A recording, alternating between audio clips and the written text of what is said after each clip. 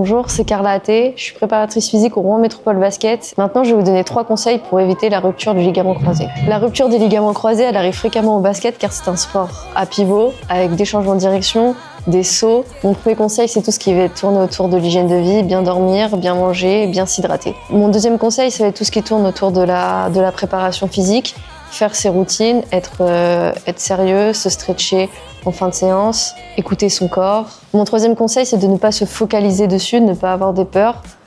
Si ça doit arriver, ça doit arriver. Ça peut arriver en match, marcher sur un appui, une chute, quelqu'un qui vous tombe dessus. Et maintenant, si ça vous arrive, je vais vous donner 3 conseils pour gérer au mieux cette blessure. Alors, mon premier conseil, ça va être de prendre le temps de digérer la blessure.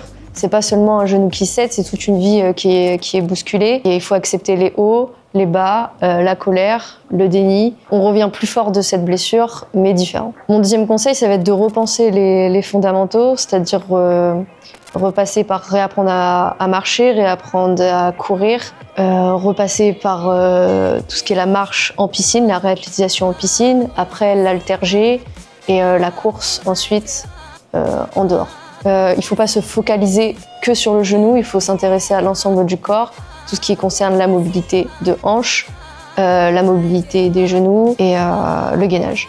Mon troisième conseil, c'est de ne pas brûler les étapes, les protocoles donnés par les physios, les médecins, apprendre à connaître son corps, à s'écouter, écouter les alertes et surtout à bien s'entourer. Pour opération et non-opération, il y a plusieurs critères qui rentrent en compte. Premier critère à prendre en compte, ça va être la sensation de dérotement et d'instabilité. Est-ce que mon genou est instable?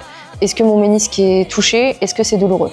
Le deuxième critère à prendre en compte, ça va être est-ce que vous êtes athlète professionnel? Est-ce que vous êtes sportif amateur? Quel est mon train de vie? Est-ce que l'opération va être une contrainte dans mon quotidien? Pour terminer, il y a des études maintenant qui nous montrent qu'il n'y a pas forcément plus d'arthrose avec opération ou sans opération. Si vous faites le choix de ne pas vous faire opérer, il faut vraiment aller à fond dans ce choix, prendre soin de vous et ne pas écouter ce qui peut se dire à côté, parce que souvent les personnes elles rejettent leur peur sur vous.